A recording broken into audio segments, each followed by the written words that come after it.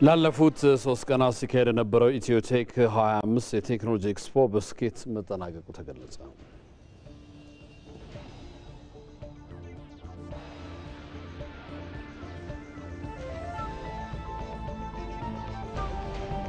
የደቡብ እዝ ተወርዋሪ ኮከብ ኮር ለሁለተኛ ጊዜ ለጓድና የመቶ አመራሮች እንዲሁም አዲስ ለተመደቡ መሰረታዊ ወታደሮች ስልጠና ሰጥቶ አስመረቀ።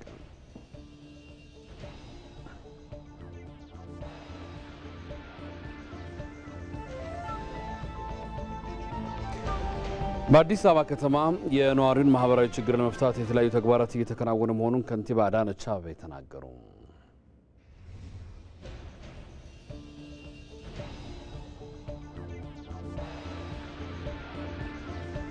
ስማርት ባህር ዳር ለመፍጠር በከተማው በተለያዩ ዘርፎች በስማርት ሲቲ ትግበራ ላይ በትኩረት እየተሰራ መሆኑን የከተማዋ ተቀዳሚ ምክትል ከንቲባ ጎሹ እንዳለማው ገለጹ።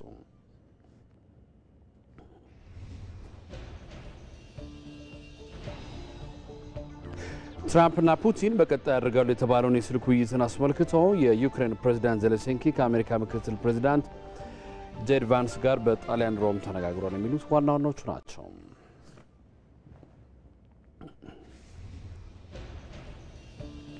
ግንቦት 10 2017 ዓ.ም ጤና ይስጥልኝ እንደምን አመሻችሁ። ኢትዮጵያ ቴሌቪዥን ነው። ከሰዓቱ ዜናዎች ጋር አንተነህ ደግፌ ነኝ። አብራችን ቆዩ።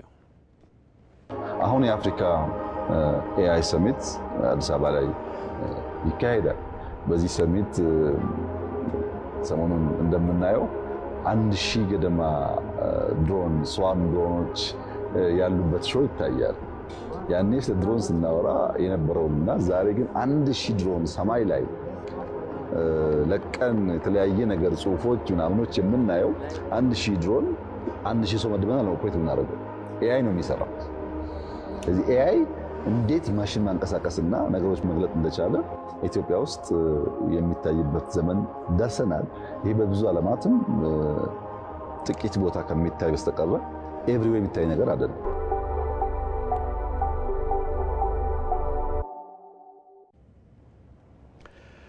ላለፉት 3 ቀናት ሲካሄድ የቆየው ኢትዮቴክ 25 የቴክኖሎጂ ኤክስፖ በስኬት መጠናቀቁ ተገለጸ። አርቲፊሻል ኢንተለጀንስ ለአፍሪካ ብልጽግና ትብብር በሚል ጭብጥ በአዲስ ኮንቬንሽን ማዕከል በተከናወነ ኤክስፖ ከፍተኛ የመንግስት የስራ ኃላፊዎች ሰው ሰራሽ አስተውሎትን ጨምሮ አጠቃላይ ቴክኖሎጂ ውጤቶችን ተጠቅመው አገልግሎት የሚሰጡ ተቋማት፣ ቴክኖሎጂ አቅራቢ ድርጅቶችና ጀማሪ የቴክኖሎጂ አበልጻጊዎች እንዲሁም ጎብኚዎች ተሳትፈውበታል። የአርቲፊሻል ኢንተለጀንስ ኢንስቲትዩት ዋና ዳይሬክተር ዶክተር ወርቁ ጋቻና ኤክስፖ መጠናቀቅ ተከትሎ በሰጡት መግለጫ ከ100 በላይ ቴክኖሎጂ ኩባንያዎች የመንግስትና የግል ተቋማት እንዲሁም ስታርታፖች በኤክስፖ መሳተፋቸውን ተናግረዋል። የሳይበር ደህንነት አፍሪካ ሀገራት በብሔራዊ ደህንነትና ሉዓላዊነት ደረጃ ትኩረት ሊሰጥ የሚገባ ጉዳይ መሆኑም ተለዋዋጭ በሆነው የሳይበር ምህዳር በቁልፍ መሰረቶች ልማቶች ላይ ያለው ስጋት እንዲሁም በዘርፉ አፍሪካ ተቀባይ ከመሆኑ ወጥታ የቴክኖሎጂ ባለቤት የምትሆንበትን አስቻይ አሰራሮችን የተመለከቱ ጉዳዮች የፓናል ውይይቶች ርዕሶች እንደነበሩ ዶክተር ወርቁ ጋቻና ገልጸዋል። በጣም ትልቅ ነገር የተማማርንበት እኛም ከነሱ የተማር እነሱም ከኛ የተማሩበትና በተለይ አፍሪካ እንግዲህ ወደፊት ቴክኖሎጂን ገዢና ቴክኖሎጂ ተከታይ ብቻ ሳትሆን ቴክኖሎጂ መሪ እንድትሆን ያየንበትና ይሄም ኤክስፖ አፍሪካን ሀገራት አብዛኛው አፍሪካ ሀገራት እዚህ ነው የነበሩት። እነዚህን አፍሪካ ሀገራት አንድ ላይ ያመጣ የቴክኖሎጂ ኤክስፖ ነው። እንግዲህ እነዚህ ያየናቸው ውጤቶች ነገ በዓለም አቀፍ ደረጃ የምንወዳደርባቸው ይሆናል። ይሄም ኤክስፖ እንግዲህ የመጀመሪያ አሁን ተጀምሯል። ቀጣይ ዓመትም በ2026ም ኤክስፖ ይካሄዳል። ስለዚህ አሁን በዚህ ዓመት የመጀመሪያው እንደዚህ ከሆነ የሚቀጥለው ዓመት ደግሞ በጣም በሰፊው በጣም በርካታ የቴክኖሎጂ ኩባንያዎች፣ ግለሰቦች፣ ወጣቶች፣ የመንግስት ተቋማት፣ የግሉ ተቋማት የሚሳተፉበት ይሆናል።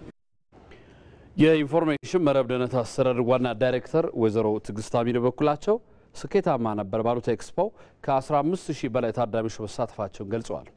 ዋና ዳይሬክተሩ አክለውም ከቴክኖሎጂ ጋር በተያያዙ 5 ርዕሰ ጉዳዮች ውጤታማ የፓናል ውይይቶችም ተካሂደውበታል።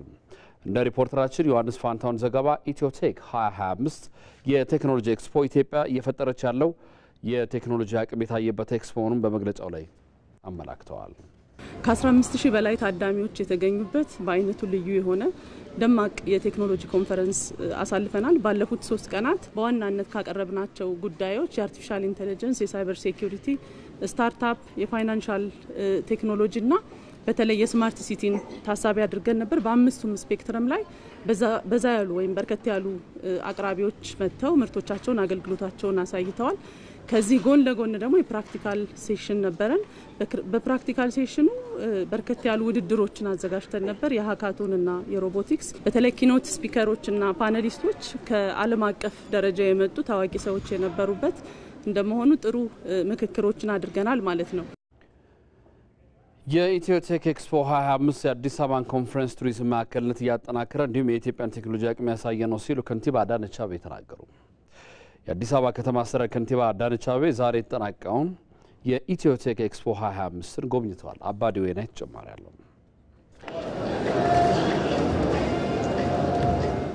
ለሶስት ቀናት በአዲስ አበባ ሲካሄድ የቆየው የኢትዮጵያ ቴክ ኤክስፖ 2025 በዛሬው ዕለት ተጠናቋል በዚህ ኤክስፖ ከ45 በላይ ሀገራት የተሳተፉ ሲሆን የሀገር ውስጥና ዓለም አቀፍ ተቋማት ስራዎቻቸውን ይዘው የቀረቡበት ነበር የአዲስ አበባ ከተማ ከንቲባ አዳነች አቤቤም በሳይበር ደህንነት በሰው ሰራሽ አስተውሎትና ፊንቴክን ጨምሮ በተለያዩ ዘርፎች ላይ ትኩረቱን ያደረገውን ኤክስፖ ጎብኝተዋል ከንቲባ አዳነች አቤቤ አዲስ አበባ መሰል ሁነቶችን በብቃት ማዘጋጀቷ ያላትን የኮንፈረንስ ቱሪዝም ማዕከልነት ይበልጥ የሚያሳድግላት መሆኑን የተናገሩት በሳምንት 3-4 ኮንፈረንሶችን ማካሄድ የምንችልበት አቅም ተፈጥሯል በርግጥም ከተማችን አዲስ አበባ የኮንፈረንስ የቱሪዝም ማዕከልነቷን በተግባር እያረጋገጠች እየገነባች እንደሆነ ማሳያ ነው በቴክኖሎጂ ያመጣነው ያለው ለውጥ ትልቅ ነው ይሄ ለውጥ በአገልግሎት ላይ ራሱን የቻለ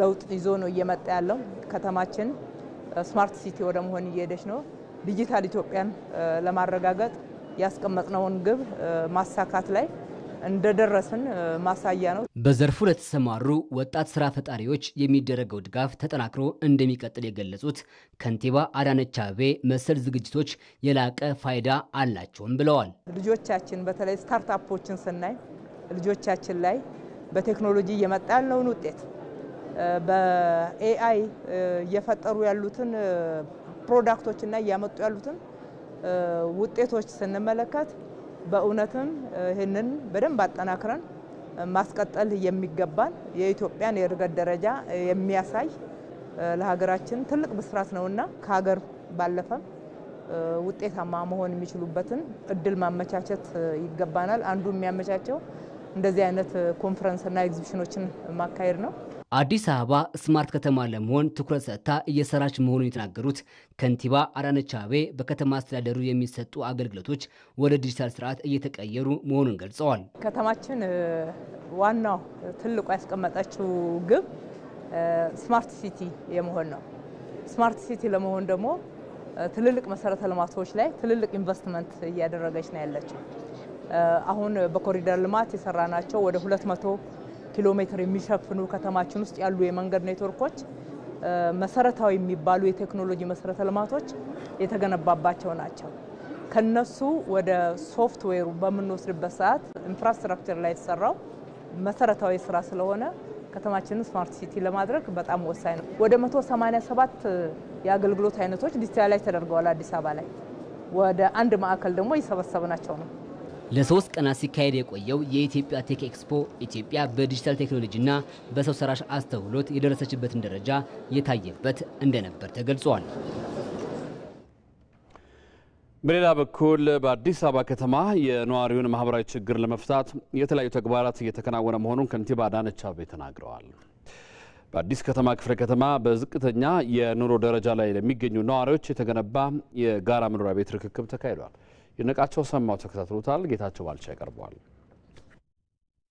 በአዲስ አበባ ከተማ አዲስ ከተማ ክፍለ ከተማ ልዩ ስሙ ፓስተር ተብሎ በሚጠራው አካባቢ ነዋሪ የሆኑት ደሴ ኩምሳና ዘውዱ ካሳ ከዚህ ቀደም የነበረው መኖሪያ ቤታቸው አመቺ እንዳልነበር ያነሳሉ አሁን በአዲስ መልክ ተገንብቶ በመረከባቸው ደስታቸውን ገልጸዋል ኦና ነው ቤቱ መቀመጫም የለም ከዛ መዘብዘፋ ደቅኝ እዛ መዘብዘፋ ደቅኝ እንደዛ ሲወጥ በቢቢቴ ውሃ ይፈሳል እንደዚህ መከራ አይቻይቼ ፈጣሪ ለኔ አያኛው ከጉድጓድ ነው ወጣ ቤቴ በጣም አካባቢው ሁሉ የተሰባሰበ ቤቶች ነበሩ እና በጣም የተጎሳቀለ ቤት ነው። ሽንት ቤት ራሱ በጣም የተጎሳቀለ ነበር እና እንዲህ ያለን ነው እስከዛሬ ለዚህ ደረጃ የደረሰ። እኔ በጣም በቃ እንዱ ዛሬው ተወለድኩ መሰለኝ። ይሄን ተወልጄ ዛሬ ያገኘሁት መሰለኝ። በእውነት ነው የምልህ እንደዚህ አይነት ጽዳ ያለ ቤት ንጹህ ቤት። የአዲስ አበባ ከተማ ከንቲባ አዳነች አቤቤ የከተማዋን ነዋሪ የቤት ፍላጎት ለማሟላት በትኩረት እየተሰራ መሆኑን ተናግረዋል። ቤት ለከተማችን ነዋሪዎች ሁሉ ጊዜ እና ዋንኛ ጥያቄ ነው። ይሄንን ለመመለስ ከተማችን በብዙ መንገድ አቅዶ እየሰራ ነው። በዚህ የለውጥ ዘመን ውስጥ ብቻ ከባለሀብቶችም ጋር ሆነን በከተማ አስተዳደሩም በጀት በግል የሚያለሙት አልሚዎችንም አበረታተን ወደ 270,000 ቤቶችን ነዋሪዎቻችን ጋር ማድረስ ችለናል። ከነዚህ ውስጥ 39,000 የሚሆነው ያክል በበጎ አድራጎት የተሰራ ነው። የቀድሞ የወዳደቁ የቀበሌ ቤቶች ፈርሰው ተመልሰው የተገነቡበት ነው። በአዲስ ከተማ ክፍለ ከተማ የተገነባው የጋራ መኖሪያ ቤትም የአካባቢውን ገጽታ የቀየረና ለኑሮ አመቺ የሚያደርገው ነው ሲሉም ከንቲባ አዳነች አቤቤ ገልጸዋል። የቤት ባለ እድለኞች ከዛ ከደሳሳ ጎጆ ወደዚህ ጽድት ወዳለ ወደሚያምር ቤት ለተሸጋገራችሁ እንኳን ደስ ያላችሁ።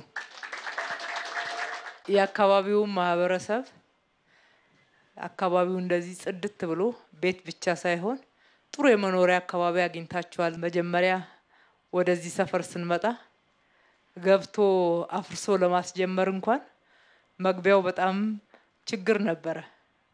ዛሬ ያ መልክ ተቀይሮ መንገዱም ሰፋ ብሎ ህፃናት እየቦረቁ የሚጫወቱበት ቤት ብቻ ሳይሆን የመኖሪያ አካባቢም ሆኖ በማየቴ በጣም ደስ እንዳለኝ ለገልጽላችሁ ወዳለሁኝ። በክፍለ ከተማው ሰው ተኮር የሆኑ ልማቶች ነዋሪውን ተጠቃሚ እያደረጉ መሆኑን የገለጹት የክፍለ ከተማው ዋና ስራ አስፈጻሚ አይዳ አወል ናቸው። የምናስረክበው ቤት የአኗኗር ዘይቤ የሚያዳብር ሆኖ እንዲገነባ የተደረገ ሲሆን በአጠቃላይ 54 ክፍሎች ያሉት ባለ 5 ወለል ህንጻ ለማስረከብ በመብቃታችን የተሰማንን ልባዊ ደስታ ወደር የሌለው መሆኑን እየገለጽኩኝ ነዋሪዎቻችን ከነበሩበት አስከፊ የኑሮ ሁኔታና ዘይቤ ተላቀው ወደ ተደላደለ የአካልና የስነ ልቦና ሁኔታ እንዲሻገሩ ለማድረግ ተችሏል። በቀጣይም በአካባቢው ለሚገነባው የጋራ መኖሪያ ቤት በከንቲባ አዳነች አቤቤ የመሰረት ድንጋይ ተቀምጧል። የደቡብ እዝ ተወርዋሪ ኮከብ ኮር ለሁለተኛ ጊዜ ለጓድና የመቶ አመራሮች እንዲሁም አዲስ ለተመደቡ መሰረታዊ ወታደሮች ስልጠና ሰጥቶ አስመርቀዋል። በምረቃ መርሃ ግብሩ ላይ የተገኙት የደቡብ እዝ ምክትል አዛዥ ሜጀር ጀነራል አድማሱ አለሙ የተመረቁት የሰራዊቱ አባላት የሚሰጣቸው ማንኛውንም ግዳጅ ለመፈጸም ብቁ ናቸው ብለዋል። እዙ በሁለት ዙር በሰጠው ስልጠና በአካልና በስነ ልቦና ማንኛውንም ግዳጅ መወጣት የሚችል ዘመናዊ ሰራዊት ለመገንባት ስለመቻሉ ነው በምረቃ መርሃ ግብሩ ላይ የተገለጸው። በዛሬው ዕለት የተመረቁት የሰራዊቱ አባላት የህብረተሰቡን ሰላምና ደህንነት ለማስጠበቅ በየቦታው የተጀመሩ የልማት ፕሮጀክቶችን ለመጠበቅና እንዲሁም ማንኛውንም ግዳጅ ለመፈጸም ዝግጁ ናቸው ተብሏል። ሰልጣኞችም የተሰጣቸው ስልጠና በአካል በስነ ልቦና ማንኛውንም ግዳጅ ለመፈጸም የሚያስችል እንደሆነም ነው የተናገሩት።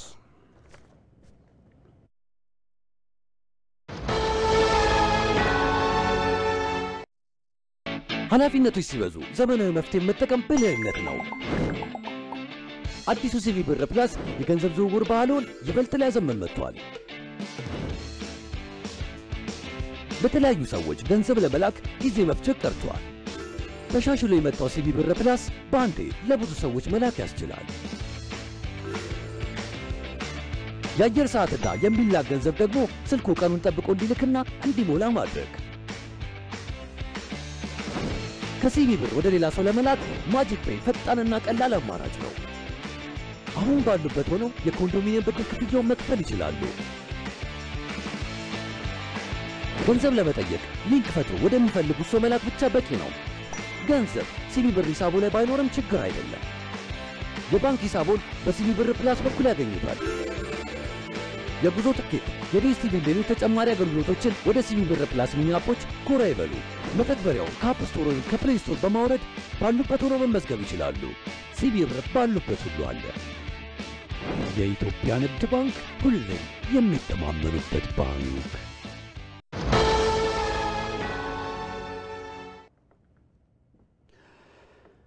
በግልገል በለስ ከተማ ዛሬ በደረሰ የትራፊክ አደጋ እስካሁን የ19 ሰዎች ህይወት ማለፉ ተገለጸ። በመተከል ዞን ግልገል በለስ ከተማ ዛሬ ጠዋት ከረፋዱ 3 ሰዓት ከሩብ ላይ በደረሰ የትራፊክ አደጋ ተጨማሪ 13 ሰዎች ቀላልና ከባድ ጉዳት የደረሰባቸው ሲሆን በንብረት ላይም ጉዳት መድረሱን የግልገል በለስ ከተማ ፖሊስ መምሪያ ገልጸዋል። የግልገል በለስ ከተማ ፖሊስ መምሪያ ኃላፊ ኮማንደር ታየ ጉርሜሳ ሰሌዳ ቁጥር ኢቲ 17196 የሆነ ስካቫተር የጫነ ሎደር ከቻግኒ ከተማ ተነስቶ ግልገል በለስ ከተማ ሲገባ ፍሬን መቆጣጠር ባለመቻሉ አደጋው ሊከሰት መቻሉን ገልጸዋል። ተሽከርካሪው ግልገል በለስ ከተማ በሚገኝ የህዝብ መዝናኛ ሆቴል አጥር ደርምሶ በመግባት በሰዎችና በንብረት ላይ ጉዳት ማድረሱን ነው ኮማንደር ታዬ ተናገሩት። እስካሁን ድረስም የ19 ሰዎች አስክሬን በአካባቢው ማህበረሰብና በጸጥታ ኃይል ርብርብ መገኘቱን የገለጹት ኃላፊው ተሽከርካሪው ወደ ከተማው ሲገባ የፍሬን ችግር የነበረበት በመሆኑ በከተማው መግቢያ ኬላ ለፍተሻ መቆም አለመቻሉን ተጠቁመዋል። ኮማንደር ታዬ አያይዘው ባስተላለፉት መልእክት አሽከርካሪዎችና የተሽከርካሪ ባለንብረቶች መሰል አደጋዎች እንዳይደርሱ አስቀድመው የተሽከርካሪዎቹ ሙሉ ደህንነት ጠብቀውና አረጋግጠው አገልግሎት መስጠት ኃላፊነታቸውን ሊወጡ ይገባል ብለዋል። በቤንሻንጉል ጉሙዝ ክልል ርዕሰ መስተዳድር አሻድሊ ሐሰን በአደጋው የተሰማቸውን ሐዘንም ገልጸው ለሟች ቤተሰቦች መጽናናትን ተመኝተዋል። ዘገባው ሪፖርተራችን ጀማል አህመድ ነው።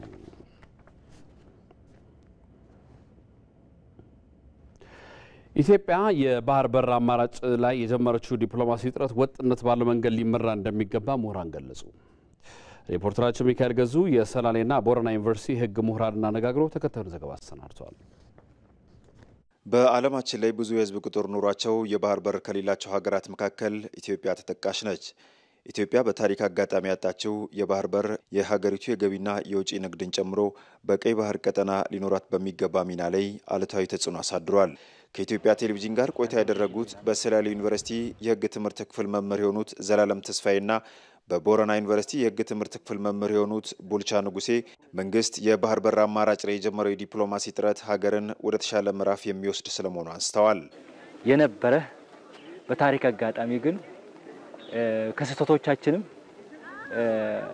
ጭምር ያጣነው ያመለጠን እድሎችን ድጋሚ እሱን ሪክሌም የማድረግና የሪክላሜሽን ጊዜውን የጠበቀ ይመስለኛል። አሁን መንግስት ይህንን አጀንዳ አድርጎ አምጥቶታል እና ጥሩ አጋጣሚ ነው ብዬ አስባለሁ። ምክንያቱም ወሳኝ ነው። የባህር በር በሀገራት ዘንድ የህልውና ጉዳይ ተደርጎ ይወሰዳል። ማደግ የምንፈልገው ፍጥነት እንዳናድግ ማነቆ የሚሆንብን አንዱ ኢሹ ነው ወይ ደግሞ ዋና ነጥብ ነው ብለን ልንወስድ እንችላለን። ምክንያቱም ዛሬ ላይ ኢን ቢሊየንስ ኤንድ ትሪሊየንስ ትራንዛክሽን የሚደረገው በባህር በር ነው። የጅቡቲ ዲሌይ እንኳን ሲኖር ምን ያህል እዚህ ሀገር ውስጥ የገበያ ኢንፍሌሽን ወይም ደግሞ የኑሮ ውድነት ወይም ደግሞ የዋጋ መጨመር እንኳን እንደሚያስከትል እያየን ነው። ስለዚህ የጅቡቲው እንዳለ ሆኖ እሱን ማጠናከር አስፈላጊ ነው። እየተጠቀምንበት ነው። አማራጮችን ማስፋት ያስፈልጋል። ተለዋዋጭ በሆነው የዓለም የፖለቲካ ስርዓት ውስጥ ብሔራዊ ጥቅምን ለማስጠበቅ ጥያቄው በተጠናና በተደራጀ መንገድ ሊመራ እንደሚገባም አመልክተዋል። ለምሳሌ አሁን አባይን ከወሰድኩ መንግስት አቀደው ህዝቡ ገዛው እና የነበረው በህዝቡ ዘንድ የነበረው ቅቡልነቱ በጣም ከፍተኛ ነበር እንደምናውቀውና ቁጭትም ነበር። ተመሳሳይ ቁጭት መፍጠር አለብን። ለዚህ ደግሞ ባለቤት ያስፈልጋል። ትልቅ ስራ መስራት አለብን ነው። በፊት ታቡ ነበር አይወራምም። ስለዚህ አሁን ይሄ ነገር መጥቷል፣ መቀጠል መቻል አለበት። ጥናት የሚሰራ ዲፕሎማቲካል ሎቢ የሚሰራ ሌሎች ስትራቴጂዎችን የሚያቀርብ ለመንግስት ኢንስቲትዩሽን ያስፈልጋል። አማራጭ መንገድ የሚያመጣ በፖለቲካው በኩልም ኮሚትመንት ኖሮ የጋራ መቀራረብ መጥቶ አማራጭ የሚመጣበትን መንገድ መፍጠር አስፈላጊ ነው። ኢትዮጵያ የምታነሳው የባህር በር ጥያቄ ታሪካዊና ህጋዊ መሰረት ያለው በመሆኑ ከዓለም አቀፍ የውሃ አካላት አጠቃቀምና አስተዳደር መርሆች ጋር የሚስማማ እንደሆነም ተጠቁሟል። ጎረቤት ሀገሮች ባህር በር ያላቸው ባህር በር የሌላቸው ሀገሮች ጋር መተባበር አለባቸው። በንግድ በኢንቨስትመንት ኢቭን ፖርትን ሊዝ በማድረግ ያንን ሁሉ ይፈቅዳል አብሮ መስራት እንደሚችሉ ማለት ነው። ይሄ አንደኛው ነው። ኢትዮጵያ በፊትም በዚህ ያልተከለከለች። ሁለተኛው እንዳልኩ በታሪክ የነበራት ሪክሌም የማድረግ ደግሞ እሱ ደግሞ ሌላ ነው። ኦኬ ይሄኛው ያልተቋጨ ያልተዘጋ ክርክር ያለበት ጉዳይ ያለበት እልባት የሚያስፈልግ ህግ ነው ይሄኛው። ያኛው ባለም አቀፉ የምትሄድበት ነው። ማንም አይከለክልም። ይስደረግ ኖሯል ወደፊትም ይደረጋል ያንን ኦፖርቹኒቲ አጥብቃ መያዝ አለባት ኢትዮጵያ ኢትዮጵያ የምትከተለው የጋራ ተጠቃሚነት መርህን በማጠናከር ከቀጠናው ሀገራት ጋር ያለ ሁሉ አቀፍ ትብብርን ይበልጥ አጠናክሮ ማስቀጠል እንደሚገባም በባለሙያዎች ተነስቷል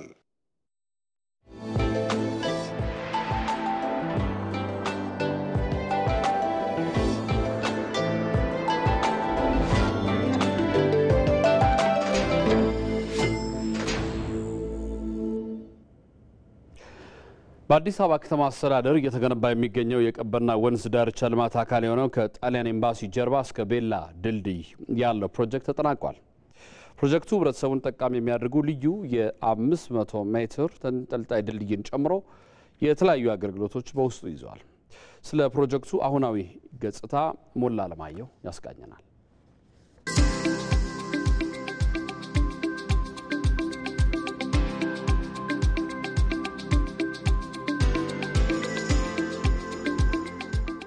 ይህ ቦታ ለወትሮው ላይን የማይስብ በአካባቢው ደግሞ ለማለፍ ሽታው አፍንጫን የሚሰነፍጥ የስትንፋስንና መተንፈሻ አካላትን የሚጎዳ እጅግ ለደህንነትም ስጋት የነበረበት አካባቢ ነበር። በአዲስ አበባ በሁለተኛው ዙር ከሚለሙ ሁለት የወንዝ ዳርቻ ልማቶች አንዱ የሆነው የቀበና ወንዝ ዳርቻ ልማት አንዱ አካል የሆነውና በተለምዶ ጣሊያን ኤምባሲ ጀርባ ተብሎ የሚጠራው አካባቢ ላይ ነው የሚገኘው። ይህ አካባቢ ምን ስራዎች ተከናወኑለት በኮሪደር ልማቱ ምን ተሰራ የሚለውን ዞር ብለን እናያለን። አብራችሁን ቆዩ።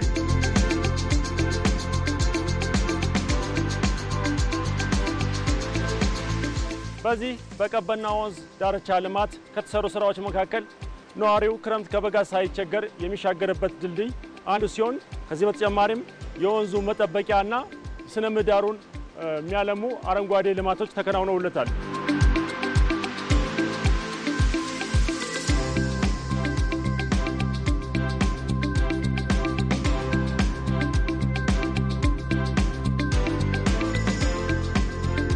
በዚህ በቀበና ወንዝ ዳርቻ ልማት ከተሰሩ ስራዎች አንዱ ለታዳጊዎችና ለልጆች የሚሆኑ የመዝናኛ ስፍራዎች ሲሆኑ ከወላጆቻቸው ጋር በእረፍት ጊዜ በመምጣት ካሻቸው ሚዛን፣ ሸርተቴ እንዲሁም ዥዋዥዌና ኳስ ጨዋታዎችን በመጫወት የእረፍት ጊዜያቸውን የሚያሳልፉበት ስፍራም ይገኛል።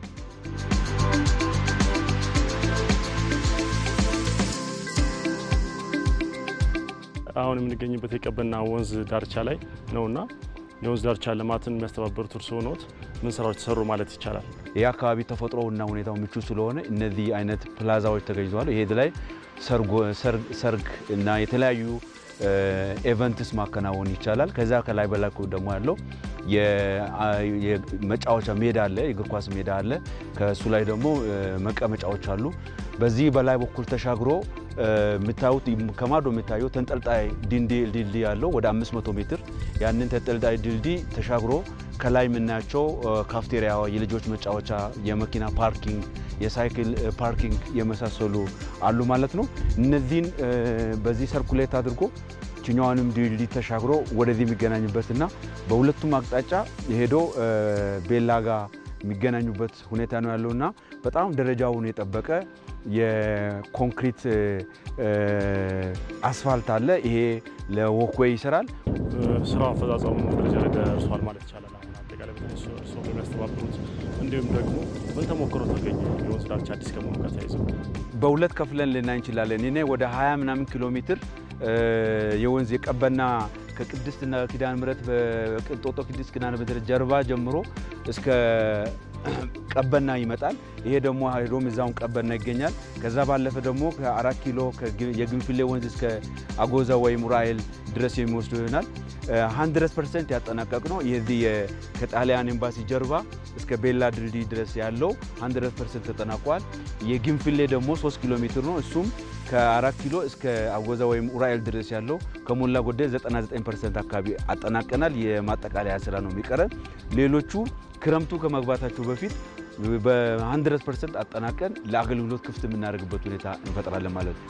የቀበና ወንዝ ልማት ጥሩ ልምድ የተወሰደበት በፍጥነት ጀምሮ በፍጥነት የማጠናቀቅ ነዋሪዎችን ወደ ሌላ ቦታ አዟዙሮ ከማስፈር ጋር ተያይዞ የተወሰዱ ልምዶች በሌሎች አካባቢዎች ላይ በቀጣይ ለምንሰራው ስራ ትልቅ ልምድ የተገኘበት ነው ማለት ይችላል።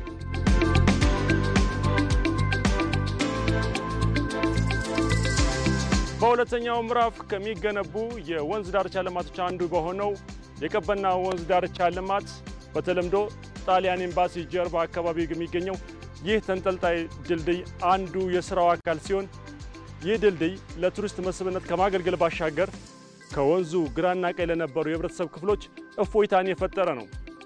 ክረምት በወንዝ ደራሽ ጎርፍ ስጋት፣ በጋም ሆነ ክረምት ደግሞ በደህንነት ስጋት አማካኝነት ከግራም ከቀኝም ያሉ ህብረተሰብ ክፍሎች ለመገናኘት የነበረባቸውን ችግር የፈታ ድልድይ ነው።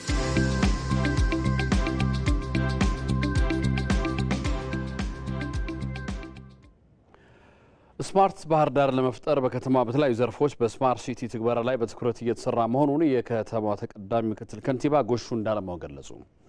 በባህር ዳር ከተማ በስማርት ሲቲ ትግበራ የደህንነት ካሜራዎች ተከላን ጨምሮ ሌሎች ስራዎች እየተሰሩ ነው ተብሏል። ሳሙኤል ወርቃየሁ ተጨማሪ ያለው ከተሞች ዘመኑ ያፈራቸውን ቴክኖሎጂዎች እንዲጠቀሙ በማድረግ በተለይም ደግሞ በስማርት ሲቲ ግንባታ የበኩላቸውን አስተዋጽኦ እንዲወጡ እንግዲህ እንደ ሀገር አቀፍ ደረጃ እየተሰራ ይገኛል። በውቢቷ ባህር ዳር ከተማም ይህ የስማርት ሲቲ ተግባር እየተካሄደ ሲሆን በተለይም ደግሞ ስማርት ሲቲ በውስጡ ካቀፋቸው ተግባራት መካከል አንዱ የሆነውን የደህንነት ካሜራ ተከላን በባህር ዳር ከተማ ያለው እንቅስቃሴ ምን ይመስላል የሚለውን ልናስቃኛችሁ ወደናል። በከተማው ወደ 408 ካሜራዎች ይተከላሉ። የመጀመሪያ ዙር ጥናት አለን። በዚህ በጀት ዓመት 68 ካሜራዎችን የመትከል እቅድ አለን። ከዚህ ከ68 ካሜራ ውስጥ 41 ካሜራዎችን ተክለናል።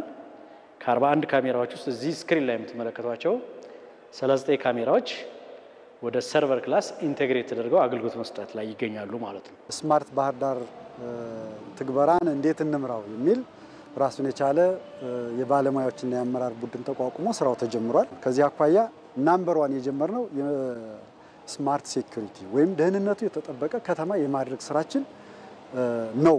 ናምበር 1 ትኩረት የሰጠ ነው። በዚህ መሰረት ባህር ዳር ዩኒቨርሲቲና እኛ በጋራ ሆነን የኛ ባለሙያ ልጆች ተሰባስበው ያጠኑት የአውትዶር ሲሲቲቪ ካሜራ በከተማው እንዲጠና ተደርጓል። ስንት ያስፈልገናል፣ የት ቦታ ነው የሚሆነው የሚለው ተጠንቶ በዚህ መሰረት አሁን ባህር ዳር ከተማ ላይ ባለ 10 ኪሎ ሜትር፣ ባለ 5 ኪሎ ሜትር፣ ባለ 2 ኪሎ ሜትር፣ ባለ 1 ኪሎ ሜትር እና እዚህ ዙሪያ ያሉ ካሜራዎች አሉ ማለት ነው። እያንዳንዳቸው እንዲጠባበቁ እያንዳንዳቸው አንዱ ቢስተው አንዱ ሰፕሊመንት እንዲደራረጉና ውስጥ መንደሮች አካባቢ እንድንገባ ነው እንጂ አሁን 100% 360 ዲግሪ ኮንትሮል ያደርጋል አሁን ማለት ነው። አሁን አንድ ካሜራ ብቻ 10 ኪሎ ሜትር በሰከንዶች የከተማው ሁኔታ ይነግረናል። 3-5 ኪሎ ሜትር የሚያዩ ካሜራዎች ደግሞ ያን ሳፕሊመንት ያደርጉታል። 40 በላይ 2 ኪሎ ሜትር 2.5 ኪሎ ሜትር ደግሞ ያንን ሳፕሊመንት ያደርጉታል። ተመሳሳይ ፒቲዜድ ካሜራዎች አሉ። መጀመሪያ ላይ ሴት ሲደረግ ከ2 እስከ 3 ወር ማለት 90 ቀን ማክሲመም እስከዛ ድረስ እንዲቆይ ከዛ በኋላ የሚኖረው ነገር ግን ቴሌክላውድ ላይ እንዲቆይና በሚፈለግ ጊዜ እዛ አክሰስ ማድረግ የሚቻልበትን እድል ነውና ስለዚህ ዳታው እስከ ከፈልክ ድረስ ይቀመጣል ማለት ነው። ይህ የምንገኝበት ቦታ በተለይ የደህንነት ካሜራዎች መቆጣጠሪያ ክፍል ሲሆን በከተማዋ የተተከሉ ካሜራዎች በሙከራ ደረጃ ማለት ነው የከተማዋን ወንጀልን በመከላከል ደህንነቷን ከማስጠበቅ አኳያ የራሳቸውን አስተዋጽኦ እያበረከቱ እንደሚገኙ ተገልጾልናል። ለምሳሌ የጥምቀት በዓልን ሲከበር የኛ የሴኩሪቲ ሰዎች እዚህ ቁጭ ብለው ነበር። እንቅስቃሴውን፣ ጤናማነቱን በውስጥ ደግሞ ችግር ለመፍጠር የሚንቀሳቀሰውን ማን እንደሆነ በመለየት በማስተካከል በመያዝም ጭምር ነገሮችን አስቀድሞ የመከላከል ስራ መስራት የሚቻልበት ሁኔታ ተፈጥሯል። የትራፊክ ፍሰቱ ይሄ ብቻ አይደለም። ማደያዎቹ አካባቢ የሚፈጠረውን ባዕድ የሆነ እንቅስቃሴ ኮንትሮል ማድረግ የምንችልበት ሁኔታ ተፈጥሯል። ይሄንን አሁን እንዲሁም ሁሉም ማደያዎች የሲሲቲቪ ካሜራ እንዲገጠምላቸው ከዚህ ከኛ ሲቹዌሽን ሩም ጋር እንዲያያዙ አንድ ሰው ብቻ እዚህ ቁጭ ብሎ ኮንትሮል ማድረግ የሚችልበትን ስርዓት ሁሉ ለመገንባት እየሄድን ነው። ለከተማው ህገ ወጥነትን ለመከላከል በጣም አይነተኛ ሚና ነው ያለው። በከተማ ከደህንነት ካሜራ ተከላ በተጨማሪም በሌሎችም በስማርት ሲቲ ትግበራ ውስጥ በተካተቱ 6 ተግባራት እየተሰራ እንደሚገኝም ተገልጿል። ከነዚህም መካከል አገልግሎት አሰጣጥን ዲጂታይዝ የማድረግና የክፍያ ስርዓትን ማዘመንና ሌሎችም ይገኙበታል። የወራቤ ከተማ ነዋሪዎች በጽዱ ኢትዮጵያ ንቅናቄ በተሰሩ ልማት ተጠቃሚ መሆናቸውን ገለጹ። ከተማ አስተዳደሩም ህብረተሰቡን ተጠቃሚ የሚያደርጉ ልማቶችን አጠናክሮ እየሰራ መሆኑን አስታውቋል። ዋለልኝ ታምር ጭማሪ ያለው በአዲስ አበባ የተጀመረውና በተለያዩ ከተሞች ጽዱ ኢትዮጵያን እንፍጠር በሚል መርህ የተለያዩ ስራዎች ተግባራዊ እየተደረጉ ነው።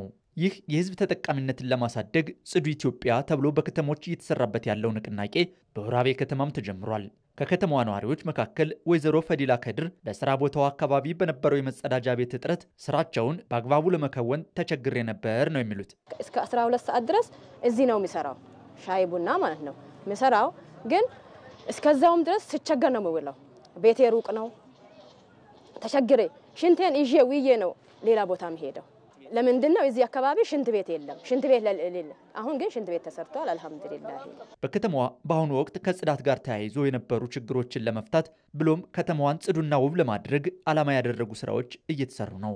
ከተማችን ከማሳመር ጋር ከጽዳት ጋር በተያያዙ ያሉ ችግሮችን ለመፍታት እንግዲህ እዛ አካባቢ ላይ የመጸዳጃ ግንባታ አከናውነን ያንን ሰዎች በነፃነት እየተዝናኑ ያንን አክሰስ እንዲያደርጉ አቅደን እየሰራንበት ሂደት ነው ያለው። ቀጣይም ደግሞ በደንብ በትኩረት እንሰራለን። በከተማዋ እየተሰሩ ያሉ የመሰረተ ልማት ስራዎችም ጽዱ ከተማና አረንጓዴ ልማትን በማጠናከር የነዋሪውን ፍላጎትና ተጠቃሚነት የሚያሳድጉ መሆናቸውን ከተማ አስተዳደሩም ይህንኑ አጠናክሮ እንደሚቀጥል ነው ያሳወቀው። የነገውን ትውልድም ጭምር አኩምዴት ሊያደርግ የሚችል የአገልግሎት ተቋማትን መገንባት አለብን ብለን ያው እንቅስቃሴ እያደረግን ያለ ነው። ከጽዱ ኢትዮጵያ ፕሮጀክት ቀጥሎ በደንብ ትኩረት ሰጥተን እየገነባን ያለ ነው። አንዱ የፐብሊክ ፓርክ እየገነባን ያለንበት ሂደት ነው ያለው። የፐብሊክ ኮንፈረንስም ሌሎችም የተለያዩ ኮንፈረንሶች የምናደርግበት አዳራሽ ገንብተናል።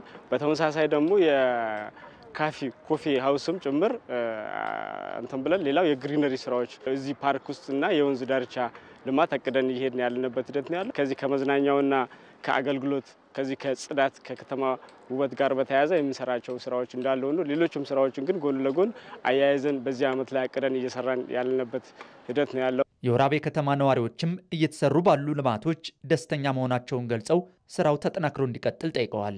እዚህ ጋር በሃይላንድ ሽንት እየተጣለብን ቆሻሻዎችም ነበሩ፣ በፔስታል ምናምን እየተጣለብን ነበረ። አሁን ደግሞ ለከተማው ጽዱ የሆነ ነገር ሽንት ቤት፣ ሻወር ቤት ያለው ሽንት ቤት ተስተካክሎልናል።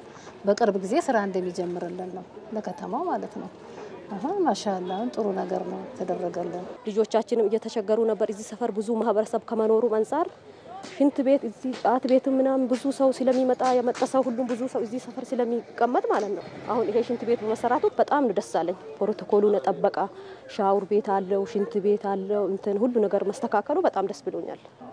ያው ሽንት ቤቱ እዚህ ጋር መኖሩ ለኛ ጥቅም አለው። ቀን ሙሉ ስለምንሰራ ቤት መሄድ ስለማንችል ሩቅ ስለሆነ ቤታችን እዚሁ እንጠቀማለን ማለት ነው። በኢትዮጵያ በሚሊዮን የሚቆጠር ሕዝብ የመጸዳጃ ቤት እጥረት እንዳለበት መረጃዎች ያሳያሉ።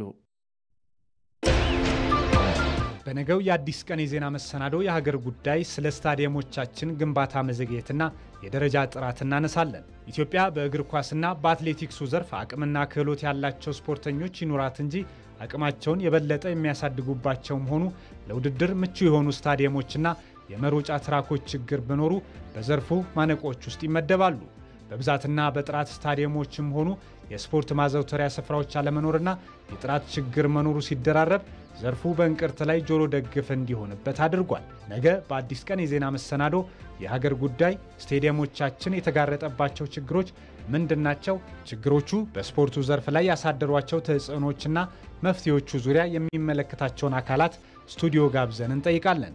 ኢትዮጵያ እንደ አውሮፓውያኑ አቆጣጠር በ2029 ለሚካሄደው የአፍሪካ ዋንጫ ላቀረበችው የአዘጋጅነት ጥያቄስ ምን ዝግጅት እየተደረገ ነው ሲል አዲስ ቀን ይጠይቃል። አዲስ ቀን የዜና መሰናዶ ይህንን የሀገር ጉዳይ ጨምሮ ሌሎች ጥንቅሮችን ይዞ ነገ ጠዋት ከ1 እስከ 3 ሰዓት ከሀብታሙ ተክለስላሴና ሰናይት ብርሃኔ ጋር ይጠብቃችኋል። አዲስ ቀን። በኦሮሚያ ክልል በመኸር እርሻ 10.8 ሚሊዮን ሄክታር መሬት በዘር ለመሸፈን ዝግጅት እየተደረገ መሆኑን የኦሮሚያ ግብርና ቢሮ አስታወቀ። አርሶ አደሮቹ በኩላቸው የማዳበሪያና የዘር ስርጭት አቅርቦት እጥረት እየገጠማቸው መሆኑን ተናግረዋል። ሩት ወርቁ ተጨማሪ አላት። በኦሮሚያ ክልል በዘንድሮ የመኸር እርሻ 10.8 ሚሊዮን ሄክታር መሬት በዘር ለመሸፈን ዝግጅት እየተደረገ ነው። እቅዳችን እስካሁን ድረስ 50% አካባቢ የማሳ ዝግጅት የተዘጋጀበት አግባብ ነው ያለው። ከዚህ ውስጥ ደግሞ 400 ሺህ ሄክታር አካባቢ የሚሆነው በተለይም ይሄ ደቡብ ኦሮሚያ ላይ በዘር የተሸፈነበትና አሁን ሰብል እንክብካቤ ላይ ነው ያለነው ወይም ሰብል ጥበቃ ላይ ነው ያለነው። በቡኖ በደሌ ዞን አርሶ አደሮች መሬታቸውን አዘጋጅተው እየተጠባበቁ ቢሆንም የማዳበሪያና ዘር አቅርቦት መዘግየት እንዳጋጥማቸው ነግረውናል። የማዳበሪያ ችግር አለብን። አቅርቦትም ደግሞ በጊዜ አይገባም። አሁን ዘር እያንዳንዱ ገበሬ እጅ መግባት ሲገባ እስካሁን ዘግይተዋል፣ አልመጣም። አሁን የኛ ዝናብ ጥሎ ቢሆን ሚያዝያ 25 ከሚያዝያ 10 ጀምሮ ይዘራ ነበር። አሁን ግንቦት ዛሬ 7 ነው፣ አለቀ ማለት ነው። ሰኔ ከገባ ውሃ መሬቱ ከተገበ ሂል አይሆንም። ማዳበሪያ አሁን ገንዘቡን ከፍለናል፣ እስካሁን አልተከፋፈለልንም፣ አልተሰጠልንም። ማዳበሪያም ደግሞ አምና 2000 ነበረ፣ ዘንድሮ 4100 ነው። አንድ ጉሞዴ ማዳበሪያ ላይ በጣም ችግር አለን። ዘርም ደግሞ እንደ ልብ አይገኝም። መሬት ግን አስለዝተን አርሰን አዘጋጅተናል። ከማዳበሪያ ዋጋ መጨመር ጋር ተያይዞ አርሶ አደሩ እያነሳቸው ያሉ ቅሬታዎች ቢኖሩም የአቅርቦት ችግር ግን አለመኖሩ ተገልጿል። የግብአት እጥረት የለም። አንዳንድ ቦታ ላይ ከዋጋ ጋር አያይዘው የሚያነሱት ካልሆነ በስተቀር በቂ የበቆሎ ዘር አለ በአግሮ ኢኮሎጂ የሚሆን ማዳበሪያ ደግሞ እስከታች ወርዷል ማለት ነው። እስከታች የገበሬ ማህበር ወርዷል ማለት ነው። አሁን እዚህ የምንገኝበት ቦታ ገበሬ ማህበር ማዳበሪያ፣ ዩሪያ፣ ዳፕ ገብቷል ማለት ነው። ለዚህ አሁን ለበቆሎ ለሩዝ የሚበቃ ማዳበሪያ ቀርቧል ማለት ነው። እኛ ትኩረት የምንሰጠው አሁን ወደሚዘሩት በአስቸኳይ ወደሚዘሩት ላይ ነው። በየቀኑ ደግሞ ወደ ዩኒየን እየገባ ነው ማለት ነው። ከዩኒየን ቀጥታ ወደ አርሶ አደሩ እየተጫነ ነው። እስካሁን 6 ሚሊዮን ኩንታል ማዳበሪያ ወደ ክልሉ መግባቱን የገለጸው የኦሮሚያ ግብርና ቢሮ ወደ ዩኒየኖች እየተሰራጨ ነው ብሏል። የአፈር ማዳበሪያ ከ10.5 ሚሊዮን ኩንታል ውስጥ ወደ 6 ሚሊዮን ኩንታል አካባቢ ወደ ክልላችን ገብቷል። ከዚህ ውስጥ 1.6 ሚሊዮኑን ለአርሶ አደሩ ያሰራጨንበት አግባብ ነው ያለው። ዘርንም በተመለከተ በተለይም በዚህ ወደ ምዕራብ ኦሮሚያ ላይ የአገዳ ሰብል ስለሆነ የምናመርተው በቆሎና በቆሎ ወደ 95000 ኩንታል ወደ ዞኖችና መሰረታዊ ማህበሮችና ዩኒየኖች ጋር ደርሷል። ከዚህ ውስጥ 72000 ኩንታል አካባቢ ለአርሶ አደሩ ያሰራጨንበት አግባብ ነው ያለው። በኦሮሚያ ክልል አርሶ አደሩ የተፈጥሮ ማዳበሪያን የመጠቀም ባህል እንዲያጎለብት በትኩረት እየተሰራ ይገኛል። የከተማዋን የምግብ ፍጆታ በራስ አቅም የመመለስና ገበያ ማረጋጋት ስራ እየተሰራ መሆኑን የሆሳና ከተማ ግብርና ጽሕፈት ቤት አስታውቋል። በሆሳና ከተማ በግብርና ስራ የተሰማሩ አምራቾች በበኩላቸው በቂ ምርት እያመረቱ ስለመሆናቸውም ተናግረዋል። አሸናፊ እንዳለት ጭማሪ ያለው ከ16 ዓመት የስደት ቆይታ በኋላ ወደ ሀገሩ የተመለሰው የሆሳና ከተማ ተወላጁ ተከተል ዮሐንስ በከተማ ግብርና ላይ ተሰማርቷል። ይህንን ቀድሞ የባህር ዛፍ ተክል የነበረበትን ስፍራ ወደ አቮካዶ ማምረቻነት የቀየረው ተከተል በየዕለቱ ምርቱን ማስተዋልና መንከባከብ የሚያስደስተው ተግባር ሆኗል። ፍሬ በየአመቱ ይጨምራል። በየአመቱ እየጨመረ ይሄዳል። የመጀመሪያ ዙር 25 ነበር። አሁን በሁለተኛ ዙር ላይ 35 ኩንታል ነው። ከዚህ በኋላ ደግሞ የሚያፈራው ያው ይታያል፣ እየጨመረ ነው የሚሄደው። በየአመቱ ነው አቮካዶ የሚጨምረው። ልክ ማቹርድ የሆነ ይህ ሲሄድ እየጨመረ ይሄዳል። ያ ነው ኢትዮጵያ ለግብርና ስራ ምቹ መሆኗን የሚናገረው ተከተል አቮካዶ ደግሞ በተለየ ሁኔታ ውጤታማ እንደሚያደርግ ይገልጻል። ብንሰራ ሀገራችን ወርቅ ነች፣ ለም ነች፣ ምንም ብናረግ ታወጣለች። ስፔሻሊ ለአቮካዶ መሬታችን ይሆናል። ሆሳና ዙሪያ በጣም ለአቮካዶ ይሆናል። አሁን ይሄ የሚታየው አቮካዶ የ3 አመት ምርት ነው። በ3 አመት እንደዚህ ይሆናል። በአንድ ዙር 200 ፍሬ ያፈራ አቮካዶ በሁለት ዙር ላይ 600 ፍሬ ያፈራል። በጣም ውጤታማ ያደርጋል። መሬት ኖሮ ቢሰራ የአቮካዶ ውጤት በጣም አሪፍ ነው። በ2017 በ500 ሺህ ብር ተደራጅተው ወደ ስራ የገቡት ክብራ ሞጎሮና ጓደኞቹ ደግሞ በሆሳና በዶሮ እርባታ ላይ ተሰማርተዋል። የማህበሩ ምክትል ስራ አስኪያጅ ክብራ አብ ስራው ውጤታማ እንደሚያደርግና በቀላሉ መጀመር የሚችል ስራ ስለመሆኑ ይገልጻል። በጣም አዋጭ ነው። ስራ ማንም ሰው ቢሰራ በጣም ይጠቅማል። ውጭ ሀገር ሰው ከሚሰደድ እዚህ ሀገር ላይም ሀገራችን ላይ ቤት ላይ ሆነን መስራትና መለወጥ እንችላለን። አንድ ቀን ጫጩት ማለት እንክብካቤ ነው የሚፈልገው። ያው ማንኛውም በአግባቡ መስጠት፣ ውሃ በአግባቡ መስጠት፣ መድኃኒት በአግባቡ መስጠት፣ ብዙ ሰው እንዳይገባ እግር እዛ ጋር እያስረገጠን እናስገባለን። በቃ የሚያስፈልገውን መጠበቅ ያለብን ነገር መጠበቅ ነው እንጂ ሌላ አንድ ቀን ጨርስ ሲባል ያህል ከባድ ነገር የለም። ለመስራት በጣም ቀላል ናቸው። እነዚህን ማሳያዎች ጨምሮ በከተማዋ አትክልትና ፍራፍሬ ላይ በትኩረት እየተሰራ መሆኑን የሚገልጸው ደግሞ የሆሳዕና ከተማ አስተዳደር ግብርና ጽሕፈት ቤት ነው። አትክልት ላይ ሞር ፎከስ አድርገን እየሰራን ያለነው በአንድ ዓመት እስከ 2 ዓመት ከተማውን በአትክልት ለመሸፈን ከፍጆታ ባለፈ ለገበያ የምናመርት ይቀዳለን። በ2 ዓመት እስከ 3 ዓመት በፍራፍሬ ምርት ለራስ ፍጆታ አልፎ ወደ ጎረቤት ዞኖች ለሽያጭ ለማቅረብ ጥንቃቄ እና በትክክለኛ ሳይንሱ ሳይንቲፊክ በሆነ አግባብ እየተሰራ ነው። በከተማዋ የሚቀርቡ የሥራ ቦታ ጥያቄዎችን በተገቢ ሁኔታ እንደሚመልስም የከተማው ግብርና ጽሕፈት ቤት አስታውቋል። የውጭ ዜና ትራምፕና ፑቲን በቀጣይ ያደርጋሉ የተባለውን የስልክ ውይይትን አስመልክቶ የዩክሬኑ ፕሬዝዳንት ዘለንስኪ ከአሜሪካ ምክትል ፕሬዝዳንት ጄድ ቫንስ ጋር በጣሊያን ሮም ተነጋግረዋል። ፕሬዝዳንት ትራምፕ በኪቭና ሞስኮው ያለውን የደም መፋሰስ ለማስቆም ከሩሲያ አቻቸው ፑቲን ጋር በስልክ ለመነጋገር ማቀዳቸውንም ገልጸው ነበር። ጄድ ቫንስና ዘለንስኪ ከ3 ወራት በፊት በአሜሪካ የጋለ ውይይት ካደረጉ በኋላ ለመጀመሪያ ጊዜ መገናኘታቸውን የዘገበው ኤኤፍፒ ነው። ከኢትዮጵያ ቴሌቪዥን የሰዓቱ ዜና አብቅተዋል። ስለተከታተላችሁ እናመሰግናለን። አንተነህ ደግፌ ነኝ። ሰላም ደሩ።